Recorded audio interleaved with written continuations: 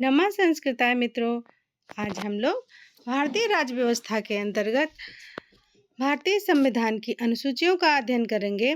भारत में मूल संविधान में कुल कितनी अनुसूचियां थी? तो 8 अनुसूचियां थी, वर्तमान में 12 हो गई हैं।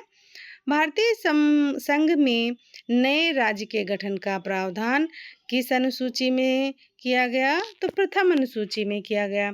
भारतीय संविधान की प्रथम अनुसूची राज्य के नाम और उसके राज्य क्षेत्र का विवरण प्रदान करती है।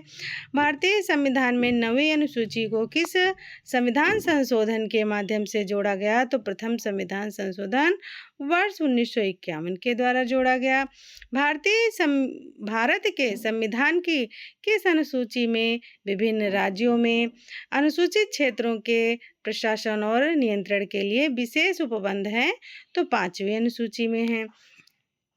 सरकारों द्वारा शुल्क एवं कर लगाने का अधिकार संविधान की किस अनुसूची में उपलब्ध है? तो 7वीं अनुसूची में उपलब्ध है। राज्य भूमि सुधार अधिनियम का संवैधानिक सुरक्षा प्रदान करने हेतु इसे किस अनुसूची में सम्मिलित किया गया? तो 9वीं अनुसूची में सम्मिलित किया गया। 10वीं अनुसूची को 52वें संविधान संशोधन अधिनियम 1985 द्वारा संविधान में जोड़ा गया था तथा 91वें संविधान संशोधन अधिनियम 2003 द्वारा इसमें संशोधन किया गया है। इसे दल बदल विरोधी कानून भी कहा जाता है। अंग्रेजी, जो कि भारत में बोली जाने वाली एक प्रमुख भाषा है, परंतु इसे संविधान की 8वीं अनुसूची में शामिल नहीं किया गया है। अब हम लोग देख लेते हैं अनुसूचियों का संक्षिप्त विवरण। अनुसूची संबंधित विषय और संबंधित अनुच्छेद। तो पहली अनुसूची में राज्यों, संघ, राज्य क्षेत्रों के नाम और उनकी सीमाएं हैं, जो कि अनुच्छेद 1 से 4 तक के में सम्मिलित हैं। दूसरी अनुसूची राष्ट्रपति, राज्यपाल, लोकसभा, राज्य विधानसभाओं के अध्यक्ष, उपाध्यक्ष और राज्य विधान परिषद के सभापति और उपसभापति, सर्वोच्च न्यायालय और उच्च न्यायालय के न्यायाधीश, भारत का नियंत्रक एवं महालेखा परीक्षक, पदाधिकारियों के वेतन भत्तों और पेंशन आदि से जुड़े प्रावधान हैं। अनुच्छेद 59(3) में, 65(3) में, 75(6) और 97, 125 और 148(3) और 158(3), 164(5) और 186, 221 के अंतर्गत आते हैं। तीसरी अनुसूची देखते हैं हम लोग। संघ राज्य मंत्री, संसद, राज्य विधानमंडल के सदस्य एवं चुनाव के प्रत्याशी, न्यायाधीश आदि द्वारा ली जाने वाली शपथों या प्रतिज्ञानों के रूप में दिए गए हैं।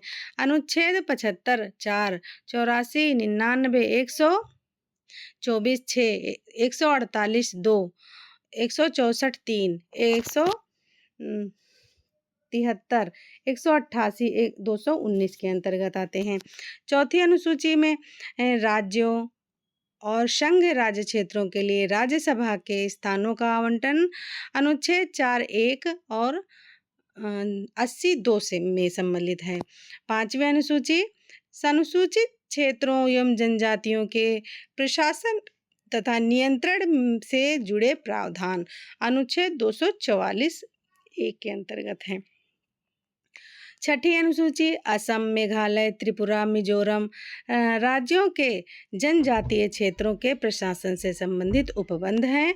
अनुच्छेद 244(2) और 275(1) से संबंधित है। 7वीं अनुसूची संघ सूची, राज्य सूची, समवर्ती सूची में शामिल विषय है, अनुच्छेद 246 से संबंधित है। 8वीं अनुसूची संविधान द्वारा मान्यता प्राप्त 22 भाषाओं की सूची, अनुच्छेद 344(1) व 351 से संबंधित है। 9वीं अनुसूची इसमें भूमि सुधार, जमींदारी उन्मूलन से संबंधित अधिनियम, नियम विनिमय आदि, जिन्हें न्यायिक पुनरावलोकन से बचाने के लिए इसमें सम्मिलित किया गया है। अनुच्छेद 31 खा के अंतर्गत आते हैं।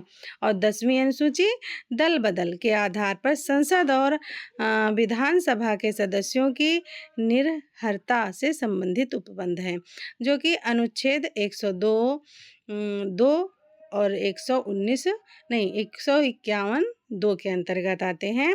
और 11वीं अनुसूची पंचायतों की शक्तियां व उत्तरदायित्व निर्धारित किए गए हैं अनुच्छेद 246 छः के अंतर 243 छः के अंतर्गत।